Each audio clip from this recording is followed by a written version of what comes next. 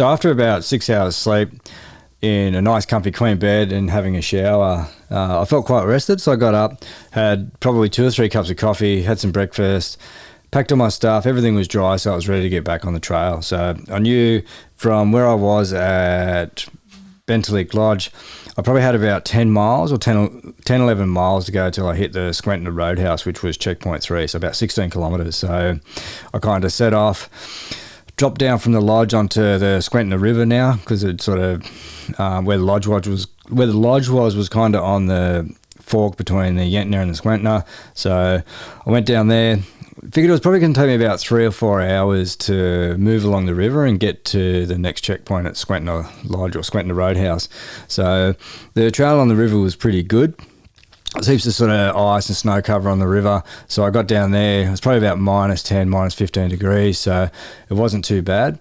So I got down, started making my way sort of along there, and I knew it was just going to be another half day on the river. And once I got to the Roadhouse, I knew I'd leave the river and then I'd head up towards the next checkpoint, which was at Finger Lake.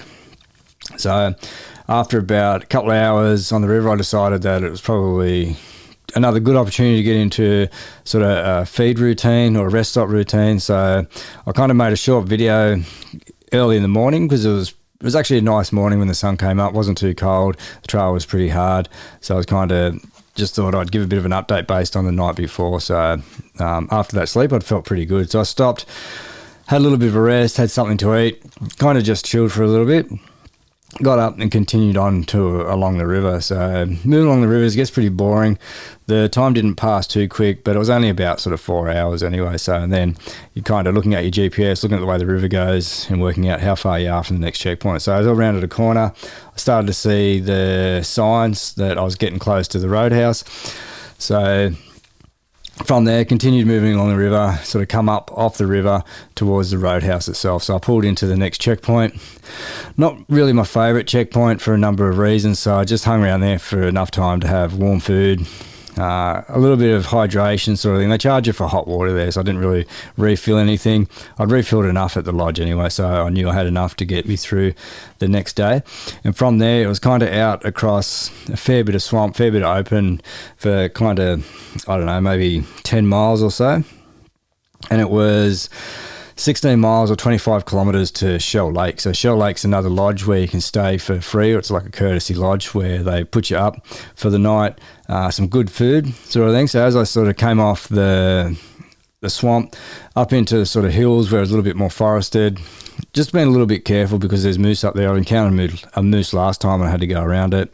It was kind of coming on sunset.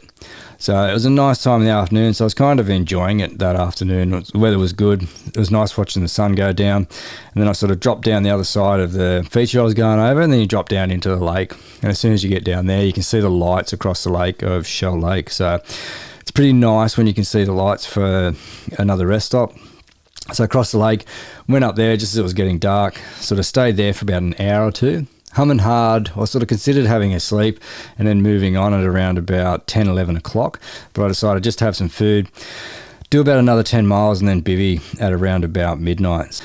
Because I knew the distance from the previous checkpoint at Squentina Roadhouse to Finger Lake was 37 miles or 60 kilometres. So I'd covered probably around about 26, sort of 41 kilometres, or 26 miles, 41 kilometres before I bivvied. So I bivvied up at midnight with the intent of sort of getting 4 to 5 hours sleep, get up in the morning and then continue the rest of the way to Finger Lake. So all up throughout the day, I'd kind of covered probably around about 36, 37 miles. So around about 60 kilometres, which was pretty good for the day. That's about what I'm after. So felt pretty good.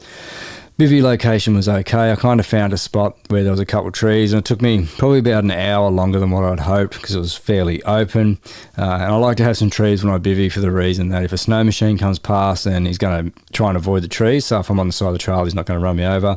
And it just gives that false perception of a little bit of protection where you're not too open, you're not too exposed. So I set up the sort of pog beside the trail. On the other side of that, I set up my sleeping bag, so I flattened down an area of snow or crushed it down, so set everything up. Get everything ready that I need in the morning, so I have like a little bag of stuff that I take in, or I set up next to my bivvy bag or my sleeping bag, so that I sort of get dressed down. Everything that I need the next day comes in with me, sort everything out. And then when I wake up, I can just pack everything up, sort myself out, get dressed in there, any food, anything like that, any maintenance I need to do. So I'm looking after myself so I can get up and just get going first thing in the morning, because you want to try and pack up really quick before it gets too cold. So kind of got everything sorted. Went to sleep and looked forward to getting a nice good sleep inside the bivvy bag before I sort of took off in the morning. So overall, not a bad day. Not a bad sort of start, and I knew I was sort of tracking and moving a little bit quicker than what I'd anticipated anyway. So off to a pretty good start for the first part of the race.